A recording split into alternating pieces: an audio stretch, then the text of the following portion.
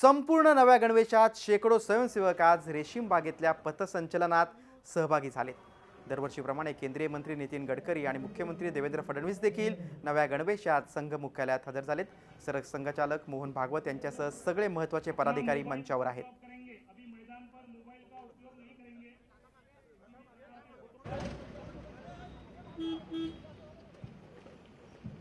संघ मुख्यालयात विजयादशमीचा उत्सव आहे। अत्यंत देखण्या पद्धतीने हा उत्सव पार पडतो। नव्या गणवेशात शेकडो स्वयंसेवक उपस्थित आहेत। यंदा प्रथमच फुल पॅन्टमध्ये संचलन होतंय। फुल पॅन्टमधलं पहिलं पथसंचलन नागपुरात होतंय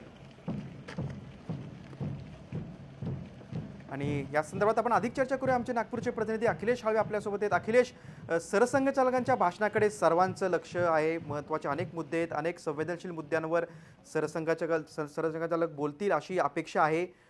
मंचावर आता कोण कोण उपस्थित आहेत आणि किती वेळातच सरसंघचालक मोहन भागवत यांचं भाषण सुरू होईल? सध्या या क्षणी इथे रेशीमबागच्या मैदानावर या कार्यक्रमाचे प्रमुख अतिथी आले सत्यप्रकाश राय त्यांचं भाषण सुरू आहे। ते इंडियन इकॉनॉमिक सर्व्हिसेस निवृत्त अधिकारी आहेत। त्यांचं भाषण सर्व 20 मिनिटांपासून सुरू आहे आणि त्यांचं भाषण संपल्यानंतरच सरसंघचालक डॉक्टर मोहन भागवत यांचं भाषण होईल। आणि सध्या मंचावर जर का विचार केला तर सगळ्यात प्रमुख अतिथीमध्ये प्रांत संघचालक असतील, विदर्भ प्रांत संघचालक असतील किंवा विदर्भ प्रांत संघचालक असतील, सरसंघचालक डॉक्टर मोहन भागवत आणि प्रमुख अतिथी असे सगळे लोक उपस्थित आहेत। आणि कार्यक्रम सुमारे 2 तास झालाय आणि आता मुख्य अतिथीचं भाषण सुरू आहे। त्यांचं भाषण संपल्यावर डॉक्टर मोहन भागवत संघाचे सरसंघचालक यांचं भाषण आणि त्यांच्या भाषणाकडे सर्व देशाचं लक्ष लागलंय। ते नेमके कुठल्या मुद्द्यांवर बोलतात, सर्जिकल स्ट्राईकचा प्रश्न असेल किंवा पुढच्या वर्षी होणाऱ्या उत्तर प्रदेशच्या निवडणुकांबद्दल असेल किंवा देशातील एकूण मोर्चांसंबंधित राजकारणाकडे सुरू आहे, या सर्व विषयांवर ते काय बोलतील याकडे सर्वांचं लक्ष लागलंय।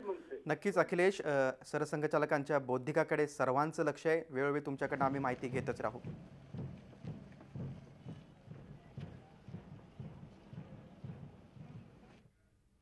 पंतप्रधान नरेंद्र मोदींनीही स्वयंसेवकांना शुभेच्छा दिल्या ट्विटरवरून। बघूया आपण काय बोललेत नरेंद्र मोदी। बघा, संघाच्या स्थापना दिनी सर्व स्वयंसेवकांचं मनापासून अभिनंदन। त्यांच्या यापुढच्या देशहिताच्या कार्यासाठी माझ्या हार्दिक शुभेच्छा। पुढील बातमीकडे, भगवान गडावर पंकजा मुंडेंच्या दसरा मेळाव्याला परवानगी नाकारण्यात आली आहे। गडाच्या आत दसरा मेळावा घेण्याची परवानगी जिल्हा प्रशासनाने नाकारली आहे, त्यामुळे आता गडाखालीच पंकजा मुंडे यांचं भाषण होणार आहे। भगवानगडाच्या हद्दीत 40 गुंठे जागा भारजवाडी ग्रामपंचायतीची असून तिथं दसरा मेळाव्याला परवानगी मागण्यात आली होती। ग्रामपंचायतीनं 6 तारखेला जिल्हा प्रशासनाकडे तसा अर्जही केला होता, मात्र त्या जागेत परवानगी नाकारण्यात आली आहे। तसंच कायदा सुव्यवस्थेचा प्रश्न निर्माण होऊ नये यासाठी भगवानगडावर जमावबंदीचे आदेश जिल्हा प्रशासनाने दिलेत, त्यामुळे पंकजा मुंडे यांना झटका बसलाय। तर मुख्यमंत्र्यांनीच हा दणका दिल्याची चर्चा आता रंगू लागली आहे। भगवानगडावरील आढावा घेतला आमचे प्रतिनिधी अरुण मेहत्रे यांनी। भगवानगडावरचा यावेळेचा दसरा काहीसा वेगळा आहे तो यासाठी की भगवानगडाला यावर्षी छावणीचं स्वरूप आलेलं आहे। जागोजागी या ठिकाणी पोलीस दिसत आहेत आणि त्याचं कारण म्हणजे गेल्या काही दिवसात सुरू असलेला इथल्या पंकजा मुंडे यांच्या सभेचा वाद। खरं तर हा भगवानगड जो परिसर आहे त्या ठिकाणी भगवान बाबांची समाधी आहे। मोठा समुदाय या ठिकाणी दसऱ्याच्या दिवशी येत असतो। लोक राज्याच्या कानाकोपऱ्यातून इथे दर्शनासाठी येत असतात आणि त्याच वेळी या तटबंदीच्या आत मोकळ्या पटांगणावरती स्वर्गीय गोपीनाथ मुंडे यांची सभा व्हायची, हा देखील या परंपरेचाच भाग बनला होता। यावर्षी मात्र या भगवानगडावरती अशा स्वरूपाची कुठलीच सभा होऊ नये, किंबहुना भगवानगड हा राजकीय गोष्टींपासून अलिप्त ठेवावा अशी भूमिका इथल्या महंतांनी घेतली आणि त्या गोष्टीवरनं काहीशा नाराज झालेल्या पंकजा मुंडे जे आहेत त्यांनी मात्र या ठिकाणी येऊन सभा घेणारच आणि मी माझ्या कार्यकर्त्यांशी समर्थकांशी इथे संवाद साधणारच अशी भूमिका घेतली होती। आणि या विषयावरनं खरं तर हा वाद निर्माण झाला होता। काहीसं तणावाचं वातावरण या ठिकाणी निर्माण झालेलं आहे। इथली कायदा सुव्यवस्था जो आहे इथली जी आहे ती अबाधित राखली जावी या सगळ्याची जबाबदारी ही जिल्हा प्रशासनावरती होती आणि या सगळ्या पार्श्वभूमीवरती काल रात्रीपर्यंत या वादावर तोडगा काढण्याचे प्रयत्न सुरू होते आणि अखेर काल रात्री उशिरा या ठिकाणी जिल्हा प्रशासनानं इथली परवानगी नाकारल्यानंतर पंकजा मुंडे यांना इथनं गडापासून साधारणपणे एक 500-600 मीटरवरती खाली म्हणजे पायथ्याशी सभा घेण्याला परवानगी दिली आहे. त्या ठिकाणी हेलिपॅड बनवण्यात आलं आहे. तिथेच पंकजा मुंडे 11च्या दरम्यान येतील. आल्यानंतर त्या इथे येऊन दर्शन घेतील. रात्रीपासूनच इथे मोठ्या संख्येनं भगवान बाबांचे जे इथले भक्तगण आहे ते आलेले आहेत. याशिवाय पंकजा मुंडे यांचे समर्थक देखील मोठ्या संख्येने या ठिकाणी दाखल होत आहेत. खरं तर आज दसऱ्याचा दिवस आहे. या दिवशी समाजामध्ये जे काही आपापसामध्ये वितुष्ट असतं ते विसरण्याचा हा दिवस आहे आणि अशा परिस्थितीमध्ये इथे काही अनुचित घडू नये, सगळं काही सामोपचाराने घडावं अशी अपेक्षा बाळगायला हरकत नाही. व्हिडिओ जर्नलिस्ट विकी कांबळेसह अरुण मेहत्रे, जी मीडिया, भगवानगड, पाथर्डी. भगवानगडाच्या वादावर महिला आणि बालकल्याण मंत्री पंकजा मुंडे बॅकफूटवर आल्यात. गडावरच्या दसरा मेळाव्यात भाषण करण्यावर ठाम असलेल्या पंकजांनी आता आपण सामान्य भाविक म्हणून दर्शन घेऊ असं जाहीर केलंय. गडाचे महंत नामदेव शास्त्री यांच्याशी झालेल्या वादानंतर खबरदारीचा उपाय म्हणून प्रशासनानं गडावर जमावबंदी लागू केली. त्यामुळे पंकजा मुंडेंना मोठा दणका मिळाल्याचं मानलं जातंय. अखेर त्यांना गडाच्या खाली हेलिपॅड जवळ सभा घेण्याची परवानगी देण्यात आली आहे.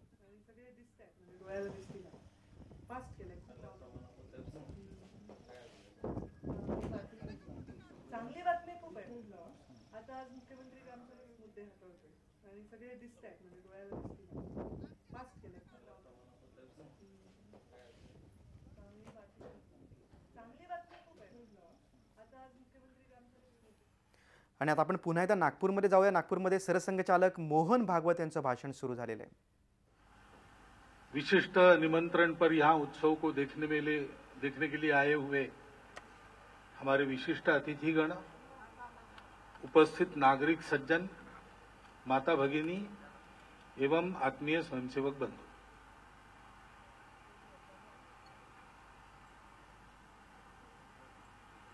इस वर्ष का अपना विजयादशमी उत्सव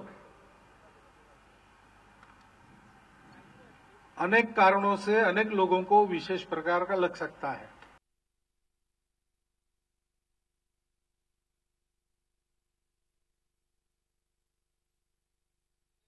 लोगों को विशेष प्रकार का लग सकता है. परिवर्तित गणवेश में पहला ही उत्सव होने के नाते हमारे पत्रकार बंधुओं की नजर उस पर ज्यादा है, तो इसमें कोई आश्चर्य की बात नहीं. किसी किसी को विशेष लग सकता है. पंडित दीनदयाल उपाध्याय जी की जन्मशती, कुछ कार्यक्रम इस 25 सितंबर के पहले साल भर हुए, कुछ कार्यक्रम इस 25 सितंबर के बाद आगे साल भर होने जा रहे, वो भी एक विशेष लग सकता है. मैं और एक विशेषता पर आपका ध्यान खींचना चाहता हूं. इस वर्ष 4 महापुरुषों के विशेषताओं का स्मरण करने का वर्ष है. शैव दर्शन के मूर्धन्य आचार्य श्री अभिनव गुप्त कश्मीर में रहे, चतुरस्त्र प्रतिभा के धनी थे. अनेक शास्त्रों में उनकी गति थी. काव्य, नाट्य, चित्रकला, संगीत, भाषाशास्त्र, ध्वनिशास्त्र, ऐसे सब विषयों में उनके द्वारा बहुत गहरे और बहुत प्रभावी हस्तक्षेप किए गए हैं. आज की तारीख तक उनका अध्ययन किए बिना उस शास्त्र का अध्ययन पूर्ण नहीं होता. ध्वनि शास्त्र में तो जो ध्वनि की शक्ति है परम तत्व तक पहुंचाने की, उसके बारे में उन्होंने जो कुछ काम किया है, लिखा है, वो केवल ध्वनि शास्त्र के अध्येता नहीं तो संगणक शास्त्र के वैज्ञानिक भी आज अध्ययन करते हैं. साक्षात्कारी संत थे. और सबसे बड़ा काम उन्होंने भारत की सनातन संस्कृति जो है, विविधता में एकता को देखने वाली, उसका पुनः प्रवर्तन कश्मीर के भूमि से किया. कश्मीरियत शब्द हम सुनते हैं. कश्मीर का कश्मीरपन अभिनव गुप्त को छोड़ के पूर्ण नहीं हो सकता। अनेक संप्रदायों से उन्होंने उनके तत्व की शिक्षा ग्रहण की। सब प्रकार के भेदों का निषेध किया और शिव की आराधना करते हुए, शिव का साक्षात्कार करते हुए, बड़गांव के पास कश्मीर में बीरवा नाम का गांव है, वहां एक गुफा है, भैरव गुफा कहते हैं कि वहां वो शिवत्व में लीन हो गए, शिवरूप हो गए। शैव संत उत्तर से चले। आज के तारीख में उत्तर भारत में अधिक नाम वैष्णवों का चलता है। शैवों का अधिक बोलबाला दक्षिण में मिलता है, लेकिन दक्षिण से एक वैष्णव संत चले, उनका भी 1000वां वर्ष है, रामानुजाचार्य।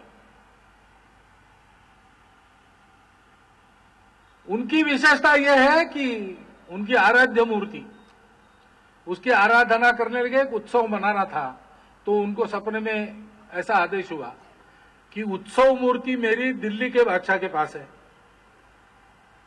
तो वहां से लेके आओ। तो गए, पैदल चल के उस जमाने में दिल्ली गए, अपनी बात बादशाह के दरबार में मनवाई और मूर्ति लेकर वापस आए।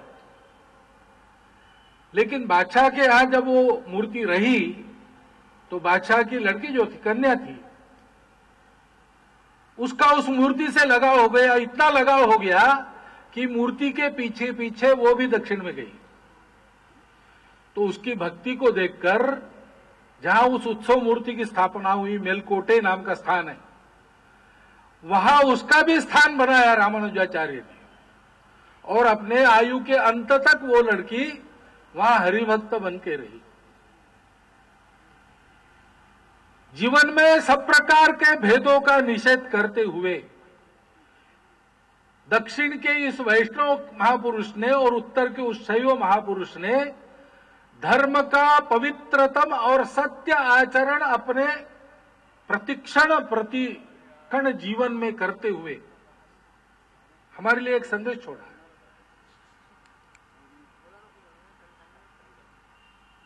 दशमें श्री गुरु गोविंद सिंह जी महाराज, उनका भी ये 350वां वर्ष है।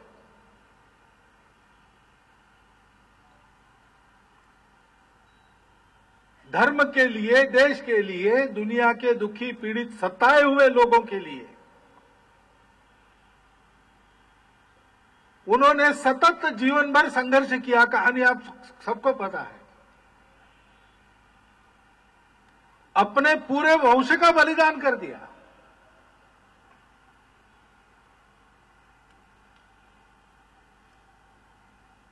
हिंद की शान के लिए 4 पुत्रों का बलिदान दिया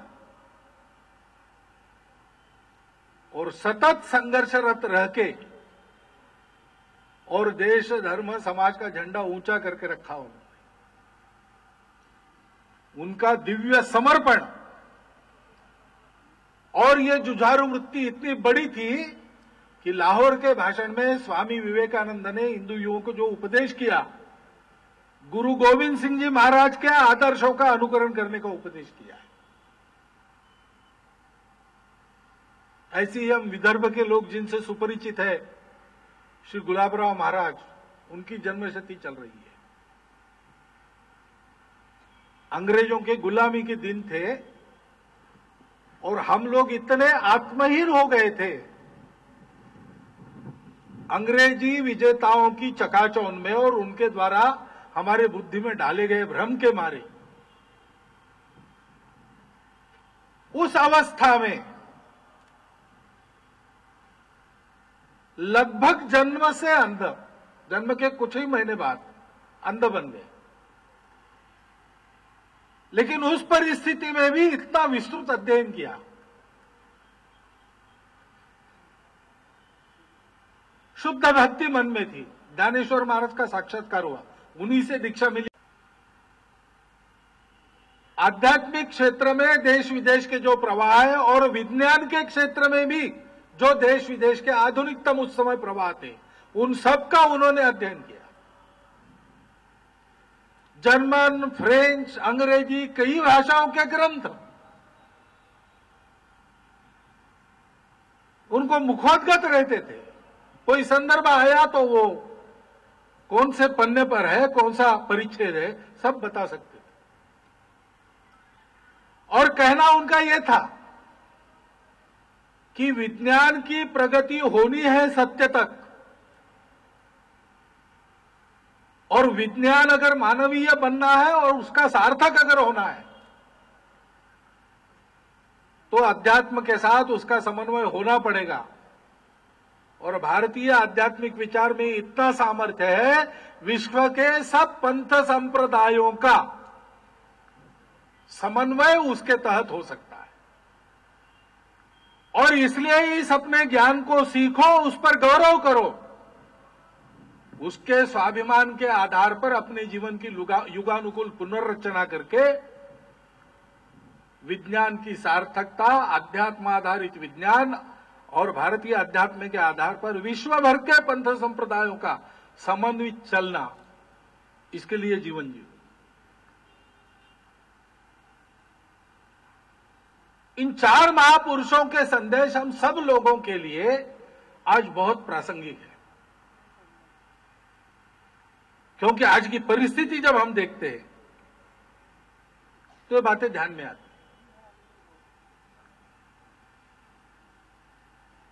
परिस्थिति में ये तो दिखता है कि अभी जो शासन चल रहा है वो काम करने वाला है, उदासीन रहने वाला नहीं। और जो कुछ योजनाएं उनकी चली है, करने के लिए अपेक्षाएं बहुत है और बहुत कुछ होने को बाकी है, फिर भी जिस ढंग से चले हैं कुछ करेंगे ऐसा विश्वास, और अपना देश अच्छा हो सकता है ऐसा विश्वास समाज के मन में पैदा हुआ है, और देश धीरे धीरे आगे बढ़ रहा है। इस बात को कोई नहीं नकार पा। परंतु हम सब लोग जानते हैं कि दुनिया में ऐसी शक्तियां हैं जो भारत के प्रभाव को नहीं चाहती, क्योंकि भारत बड़ा बनेगा तो दुनिया समन्वय से चलेंगी, भेदों का तिरोधान होगा,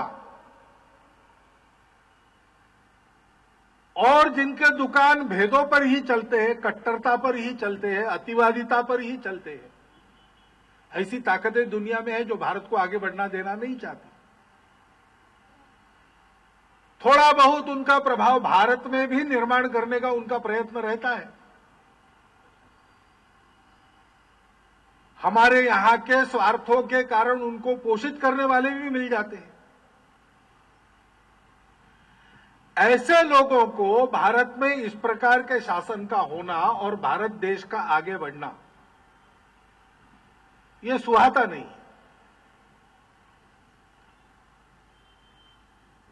हमारी प्रजातंत्र की रीति है। अब प्रजातंत्र में जो सत्ता में नहीं पहुंचे ऐसे विरोधी दल रहते हैं, और विरोधी दल शासन की कमियों को ही ज्यादा अधोरेखांकित करते हुए अपनी बात कहते हैं, और उसमें कुछ गलत भी नहीं। प्रजातंत्र में बहुसंख्या वाले और अल्पसंख्या वाले जो दल रहते हैं उनके आपस के इस संघर्षण में से ही देश के विकास पथ के लिए एक सर्व सहमति बनती है, और शासन की नीतियों की सजग निगरानी भी होती है, समीक्षा भी होती है। यह प्रजातांत्रिक प्रक्रिया है। परंतु हमारे समाज में कुछ दोष भी है। कुछ वर्णन तो हमारे प्रमुख अतिथि महोदय ने कहा। भेद है, अपने जाति भाषा पंथ संप्रदाय को लेकर अहंकार युक्त वर्तन करने की एक बात चलती है, और उसके चलते कभी कभी जो नहीं होनी चाहिए ऐसी घटनाएं भी घटती है। वास्तव में एक ही समाज के किसी बंधु को, वो किसी विशिष्ट वर्ग का है, जाति का है, इसलिए अपने जाति वर्ण का अहंकार रखने वाले लोगों के द्वारा अपमान और प्रताड़ना सहन करनी पड़े, ये आज के हम भारतीयों को शोभा न देने वाली बात है, शर्मसार करने वाली बात है। ये बातें होनी ही नहीं चाहिए। लेकिन इतना बड़ा समाज है, इतना बड़ा देश है, कहीं कहीं हो जाती है। तो ये जो स्वार्थी शक्तियां है वो उसका लाभ लेना चाहती है। घटनाएं घटे ही नहीं तो अच्छा है, लेकिन घट जाती है तब उनका आधार लेकर समाज में ये दूरियां और बढ़े, ऐसा क्रियाकलाप करते हैं। कभी कभी घटना छोटी रहती है, लेकिन उसको बड़ा बना के प्रचार माध्यमों में अपनी जो पैठ है उसका आधार लेके तो कांटे को नासूर बनाने का काम करते हैं। कभी कभी तो जो घटा नहीं वो भी घटा है, ऐसा असत्य प्रचार करके उनका ही उद्योग चलता रहता है कि वर्तमान शासन, अभी ये एक शासन है, दूसरा कोई होता उसके लिए भी वही करते, क्योंकि भारत का शासन भारत के प्रजा का विश्वस्त न हो, क्यों चाहते वो विश्वास टूटे। देश के लिए भारत के लोग एक हो रहे, वो एक न हो, उससे हम लोगों को सावधान रहने की आवश्यकता है। वो शक्तियां ऐसी है, इसलिए उनको जो करना है वो करेगी। हमको अपने समाज को इतना सजग बनाना पड़ेगा कि वो इस छल कपट के चंगुल में न फंसे, और इतना दृढ़तापूर्वक उसको एक बनाना होगा कि उसमें इस प्रकार के भेद न रहे लाभ लेने के। ऐसी घटनाएं घटती है तो छिद्रान्वेषी शक्तियों को अवसर मिलता है और उनका प्रयास रहता है कि हम फिर से जैसे ब्रिटिशों के जमाने में हम अपने आप को तुच्छ मानते थे वैसे बन जाए। इसलिए परंपरा, रीति रिवाज, उसमें जो गलत है सो तो गलत है, लेकिन जो सही है उसके बारे में भी मन में भ्रम उत्पन्न करने का। अब जैसे गौरक्षा का कार्य है, देश में अनेक भले लोग कर रहे हैं, संत सज्जन कर रहे हैं। जैन समाज तो पूरा का पूरा गो वंश प्रेमी है, उसकी बहुत बड़ी संस्था और बहुत सारे लोग उसमें लगे हैं। सब लोग समाज के भले नागरिक हैं। गोवंश रक्षण, संवर्धन और गोहत्या बंदी की तरफ बढ़ो, संविधान के मार्गदर्शक तत्व में ये निर्देश है। बहुसंख्यक किसान हमारे देश में है, उसमें भी छोटे किसान बहुत ज्यादा है, 2-3 एकड़ की भूमि ज्यादा से ज्यादा रखने वाले।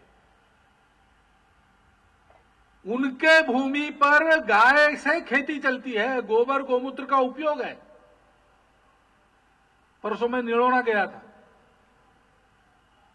निलोना यवतमाल के पास है, वहां शोध केंद्र चलता है।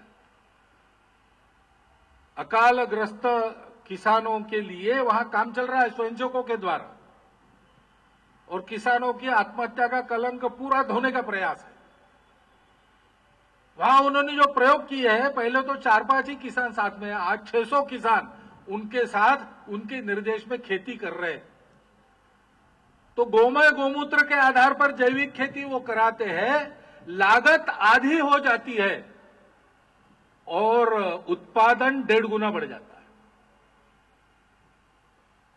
विज्ञान सम्मत भारतीय गाय की सारी गुणवत्ता है, सारी दुनिया ने मानी है आज, और अपने अर्थतंत्र का आधार है। परंपरा के अनुसार गौ माता है, और इसका काम करने वाले सारे गौरक्षक भले लोग हैं। इसलिए कानून मर्यादा, संविधान मर्यादा के अंदर रहकर ही अपना काम करते हैं।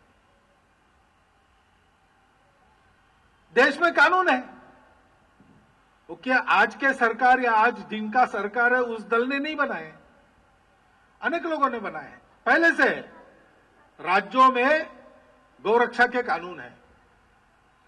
पूरे भारत में prevention of cruelty to the animals पशुओं के प्रति क्रूरता न बरतने के लिए कानून है। उन कानून संविधान का अमल हो, इसलिए कभी कभी इन गौरक्षकों को कहीं कहीं आंदोलन अभियान भी करना पड़ता है। उसको करते समय भी किसी भी प्रकार की उत्तेजना न लाते हुए पूरा का पूरा कानून की सीमा के अंदर रहकर चलने का उनका प्रयास रहता है। अगर ये नहीं रहा तो घटनाएं घटती है, और घटनाएं घटती है तो शासन तो कानून सुव्यवस्था का पालन कराने के लिए है, तो उसको उपाय करने पड़ेंगे। लेकिन शासन के द्वारा दिए गए उपाय करते समय प्रशासन को यह ध्यान में रखना चाहिए कि समाज में वैमनस्य फैलाने के लिए अथवा स्वयं कानून व्यवस्था को न मानने वाला स्वभाव होने के नाते जो लोग कुछ उपद्रव करते हैं ऐसे विषयों को लेकर, उनके साथ गौरक्षा करने वालों की तुलना हो नहीं सकती। उन दोनों को अलग करके देखना चाहिए। ऐसा न देखते हुए बवंडर खड़े करने का शक्तियों का प्रयास है, उपद्रवी शक्तियों का प्रयास है। उसके झांसे में न आते हुए संविधान सम्मत, विज्ञान सम्मत, परंपरा सम्मत और देश के लिए, देश की जनता के लिए सर्वथा लाभकारी गौ सेवा का, गौ रक्षा का काम करने वालों को उसके नाम पर उपद्रव करने वालों से अलग करके देखना पड़ेगा। समाज में ये बुद्धि जगानी पड़ेगी, प्रशासन में ये बुद्धि जगानी पड़ेगी, क्योंकि जागते नहीं रहे तो खतरे कुछ टले नहीं है। अभी 2014 में शासन में परिवर्तन हो गया इसलिए हम लोग सोने के लिए खाली हो गए, ऐसा नहीं है। समाज को सदैव जागरूक रहना पड़ता है और परिस्थिति भी ऐसी है। विशेषकर जम्मू कश्मीर की चर्चा पिछले दिनों रही, चिंता बढ़ाने वाली परिस्थिति है। संकल्प हमारे नेताओं का पक्का है, ये अच्छी बात है। पहले भी संसद 2 बार प्रस्ताव कर चुकी है और अभी भी बार बार वक्तव्य आए हैं कि कश्मीर भारत का अविभाज्य अंग है।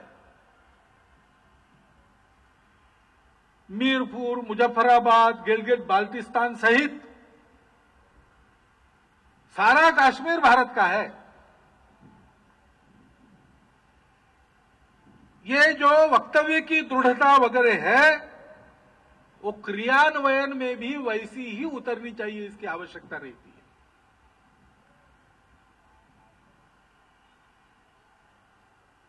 और वहां की कुछ बातें भी ठीक करने की आवश्यकता है। मैं समझता हूं कि इसीलिए कुछ दिन पूर्व हमारे प्रधानमंत्री जी ने कहा था कि जम्मू कश्मीर को विजय के साथ विश्वास की आवश्यकता है।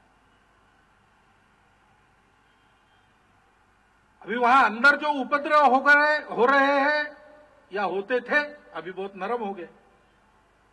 उनका क्षेत्र बहुत छोटा है। पूरा जम्मू, पूरा लद्दाख और कश्मीर घाटी का बड़ा भाग इन उपद्रवों से लगभग मुक्त है। वहां पर राष्ट्रीय शक्तियों का बल बढ़े, राष्ट्रीय समाज पक्का हो, इसके लिए काम करने की आवश्यकता है। उपद्रव क्षेत्र में उपद्रव करने वालों को दृढ़ता से निपटना चाहिए, लेकिन ऐसी नीति चलते समय केंद्र और राज्य इनका एक मत, एक नीति चाहिए, एक दिशा चाहिए। यहां दृढ़ता है और वहां थोड़ी सी कोताही है, ऐसे चलेगा नहीं।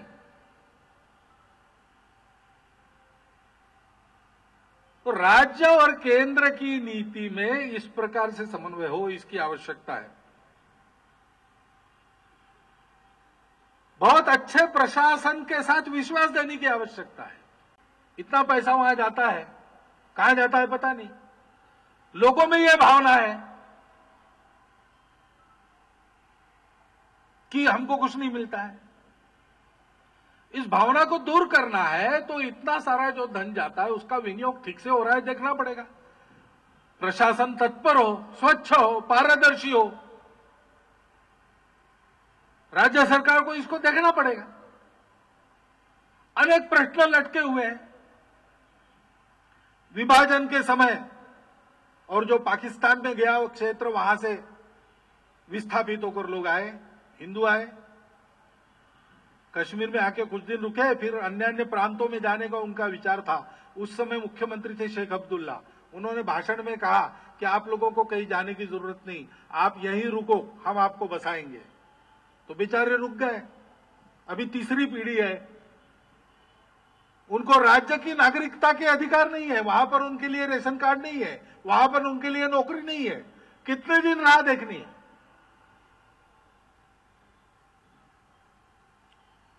अड़तालीस में पाकिस्तान का जो आक्रमण हुआ, कुछ हिस्सा पाक ने हथिया लिया, वहां से विस्थापितों के लोग आए। दशकों से हमारे कश्मीरी पंडित हिंदू बंधु शरणार्थी नाते बाहर हैं।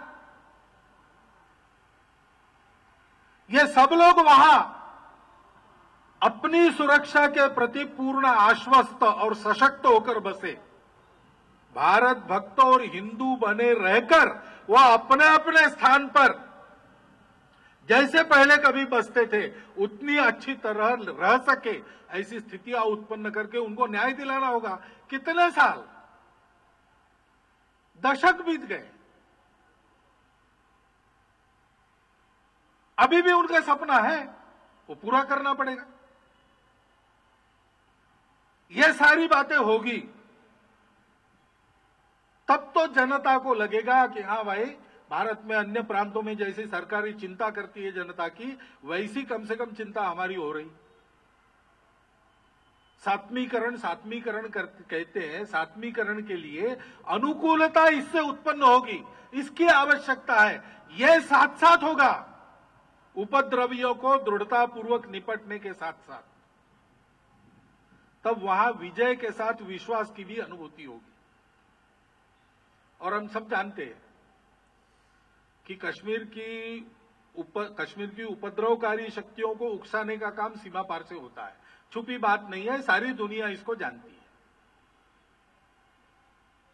और उनको अच्छा जवाब भी हमारे शासन ने दिया है। प्रास्ताविक में महानगर संघ चालक जी ने अभिनंदन किया, मैं फिर से एक बार अभिनंदन करता हूं। शासन के नेतृत्व में हमारे सेना ने जो साहस दिखाया है, शौर्य पूर्वक जो काम यशस्वी करके दिखाया है, फिर एक बार पूरी दुनिया में भारत के सेना की प्रतिष्ठा ऊंची हो गई, भारत देश की प्रतिष्ठा ऊंची हो गई। और उपद्रवी को संकेत मिला कि सहन करने की भी मर्यादा होती है। यशस्वी राजनय के द्वारा जो बार बार विनाकारण हमारी शत्रुता करता और उपद्रव करता है, उसको अलग थलग कर दिया। एक अभिनंदनीय काम इस शासन के नेतृत्व में हुआ है। हमारे सेना दलों ने जो पराक्रम दिखाया है, हम सभी लोग उसके गदगद हैं, हम हार्दिक अभिनंदन करते हैं। परंतु हमको यह भी सोचना पड़ेगा कि ये सारा होते समय हमको एक संकेत भी मिला है,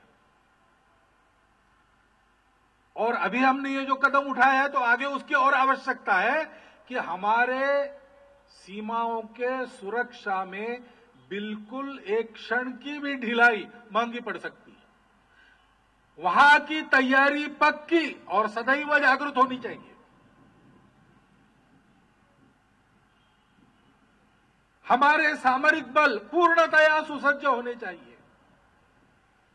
हमारे सामरिक बल, हमारे सीमा रक्षक, हमारा सूचना तंत्र, सबके बीच में एक सुंदर समन्वय चाहिए, और ये तीनों साधन संपन्न होने चाहिए। क्षण भर की ढिलाई भी मांगी पड़ सकती है, कहां से कौन घुसेगा, और इसलिए सीमाओं का बंदोबस्त भी बहुत महत्व की बात है। सागर की खुली सीमा है,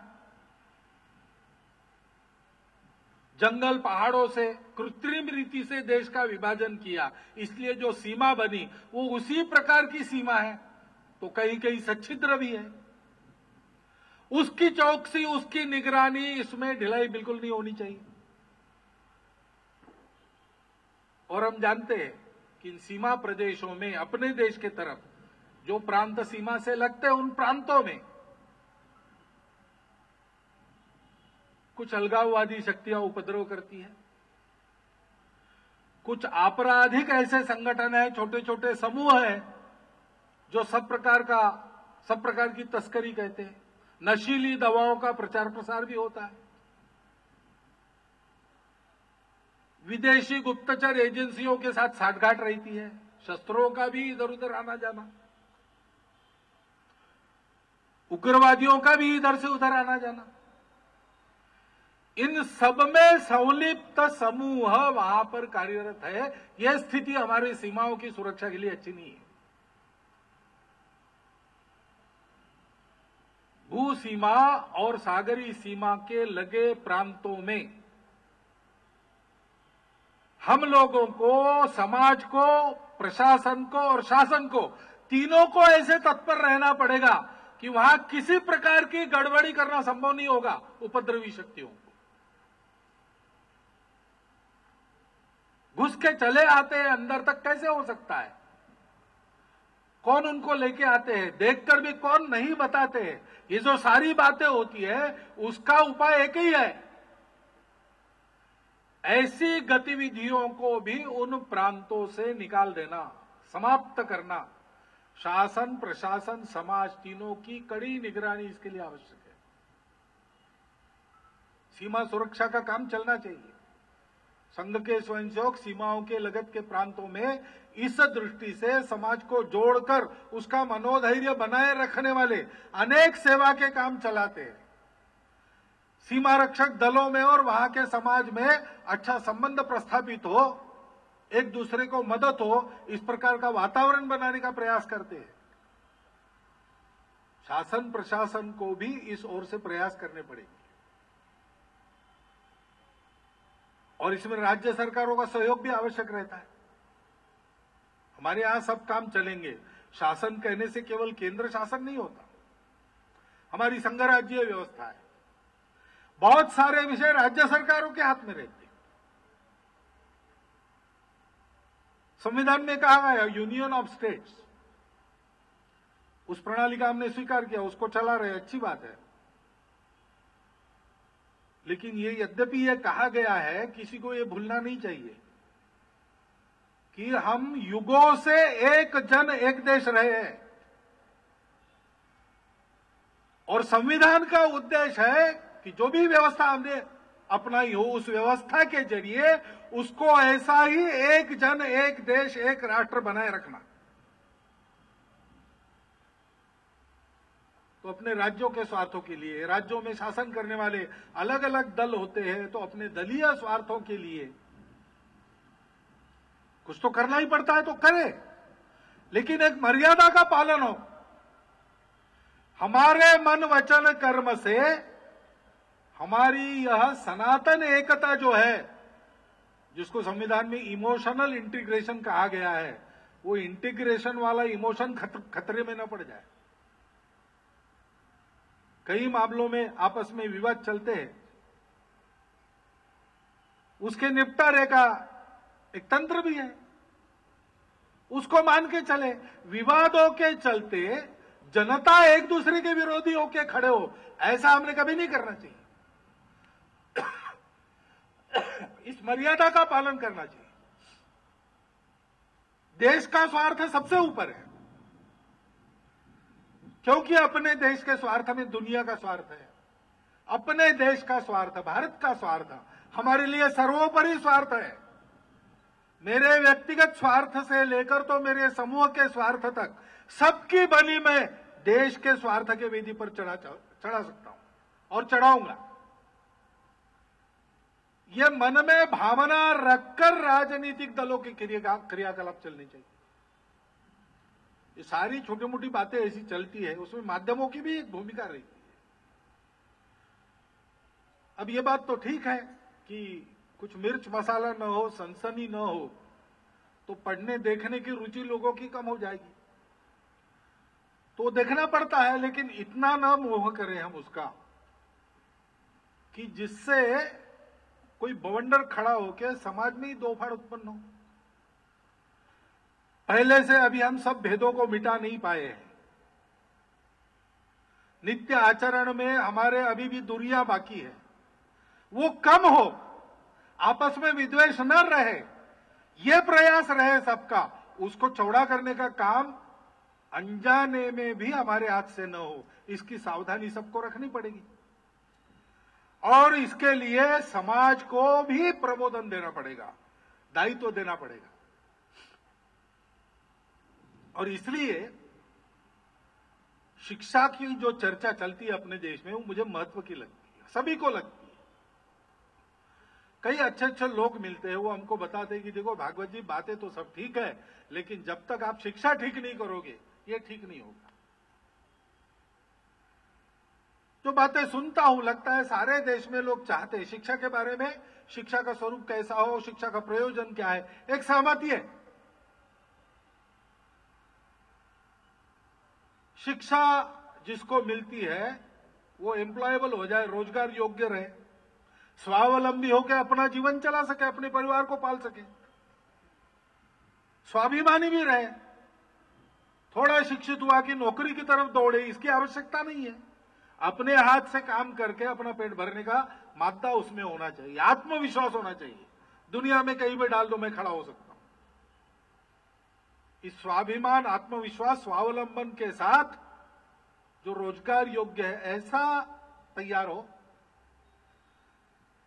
क्षमतावान हो, ज्ञानी हो, इसके साथ साथ समाज के, देश के प्रति, अड़ोस पड़ोस के प्रति, गांव के प्रति, अपने शहर के प्रति जो दायित्व मन में रहना चाहिए, उस दायित्व का बोध उसमें जागे,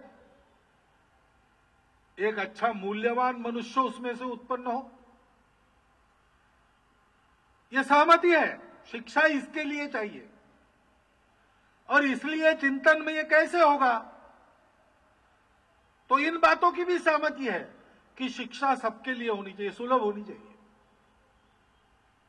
और सबके लिए सुलभ होनी चाहिए तो शिक्षा सस्ती होनी चाहिए, महंगी नहीं होनी चाहिए, सामान्य मनुष्य के पहुंच में होनी चाहिए।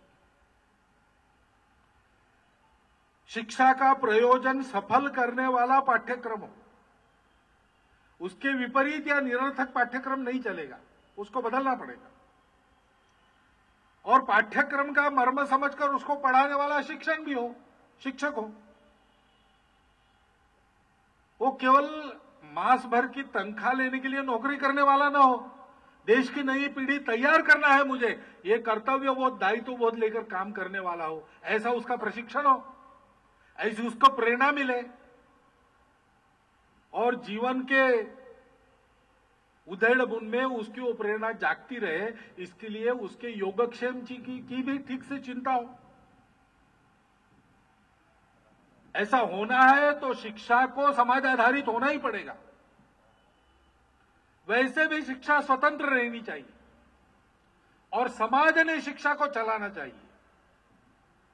परंतु समाज चलाता है तब व्यापारीकरण का भी खतरा रहता है, और इसलिए ये न हो पाए। सस्ती सुलभ शिक्षा सबको मिल रही है और शिक्षा व्यापार नहीं है।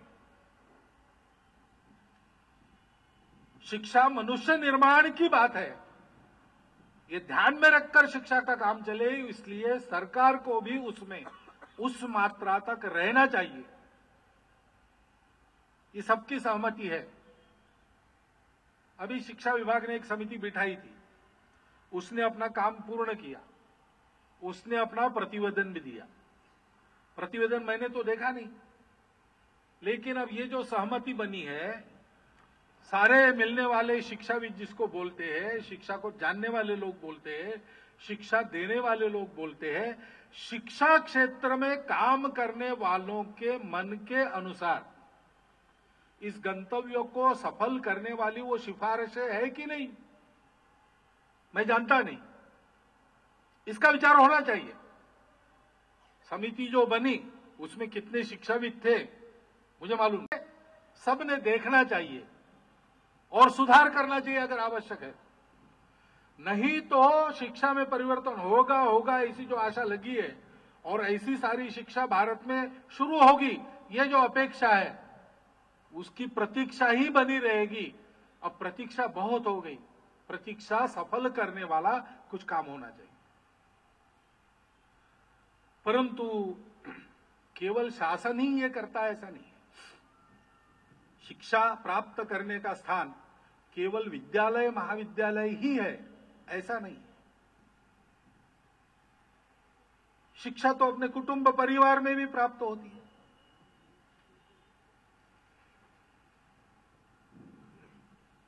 कुटुंब और परिवार समानार्थी, लेकिन मैं मानता हूं कुटुंब यानी जो रिश्तेदार है, ब्लड रिलेशंस, और परिवार यानी संबंधित सब।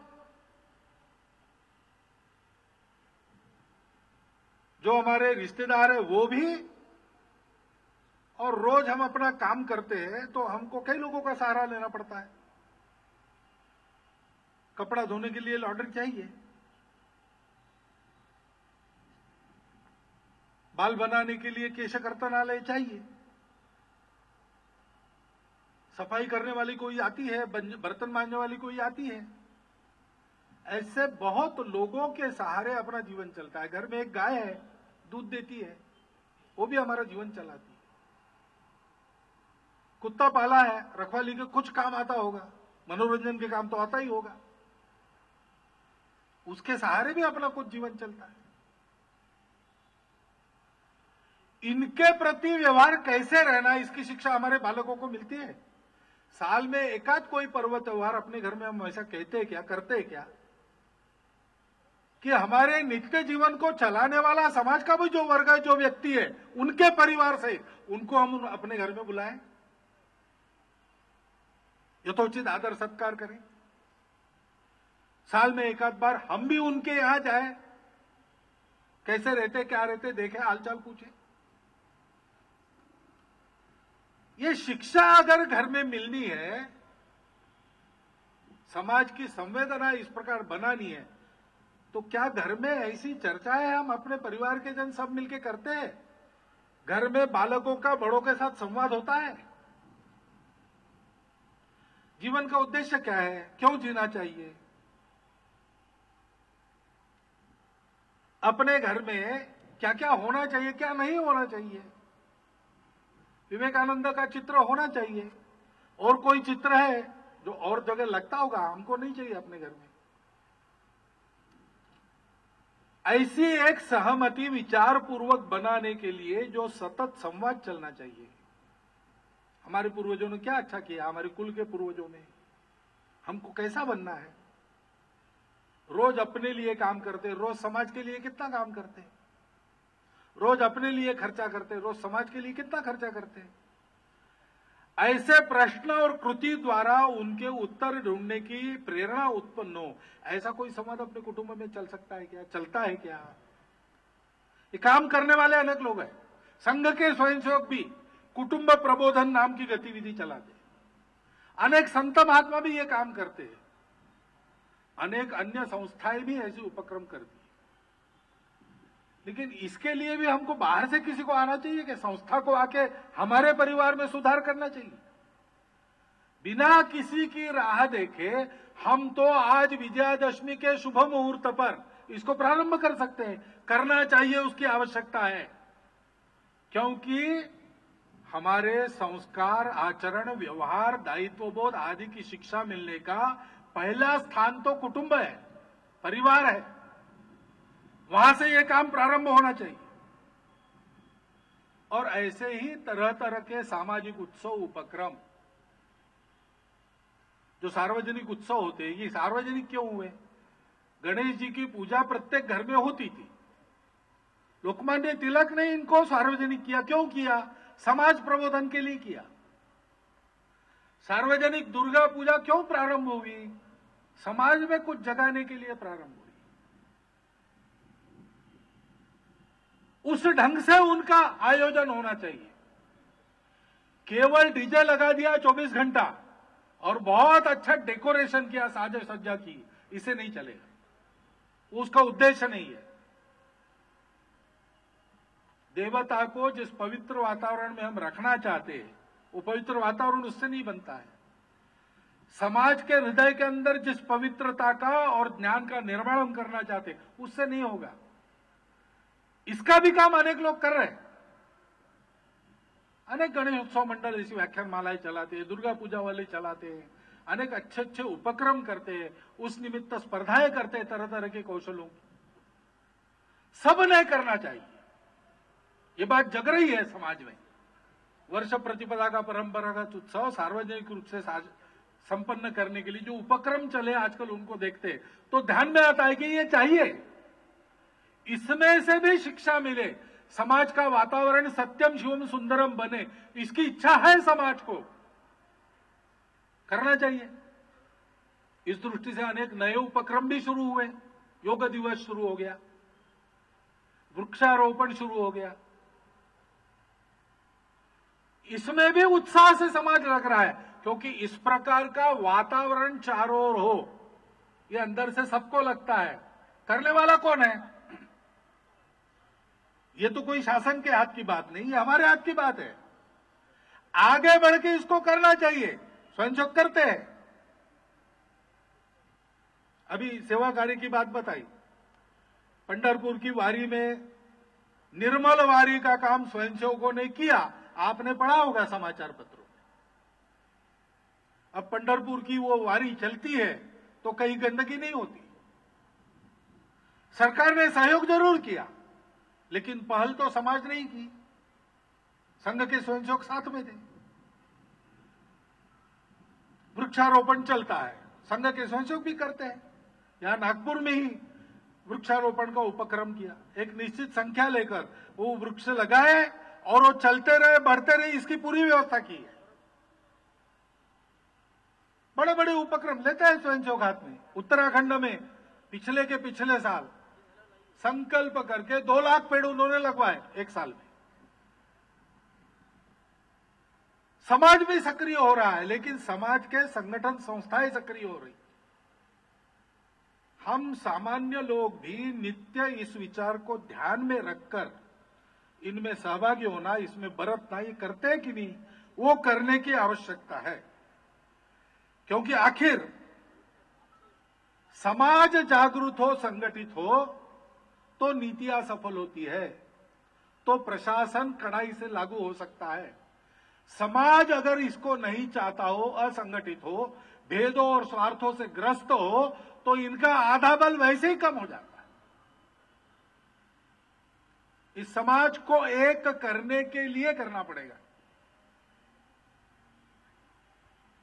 हमारा समाज विविध प्रकार से है, लेकिन भारत की हमारी उर्दू में जिसको तासीर कहते हैं, तासीर है, ये हमारी सनातन प्रकृति है और इसलिए हमारी संस्कृति है विविधता में एकता को देखने की। झी 24 तास रहा एक पाऊल पुढे।